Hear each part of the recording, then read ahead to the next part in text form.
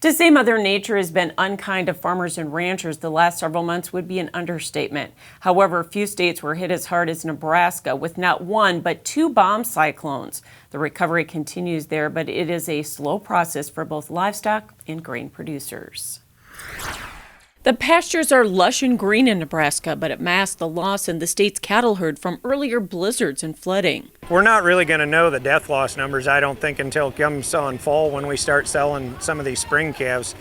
However, he says this spring's runs were lighter and so were calf weights, but it was the cows that were especially thin. A lot of it had to do with the tough winter, but the quality of hay that we put up in this area wasn't very good last year due to the just washy grass. Current pasture and hay conditions are good, but harvesting and grazing have been a challenge. There's a lot of grass out there this year. We just hope that we can get some hay put up here. There's a lot of water standing on these meadows yet.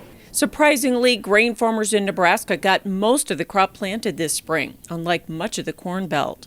There was kind of a time frame where a lot of guys were thinking stuff was going to be a lot higher for acres that they weren't going to be able to get planted, but things dried up like it typically can and does in this part of the world, and they got in there.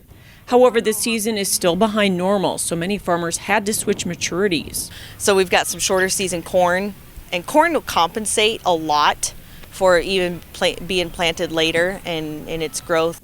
She says beyond some emergence issues, the crop is in good condition and they're looking for at least normal yields. Things look really good considering the year and the spring that it's had.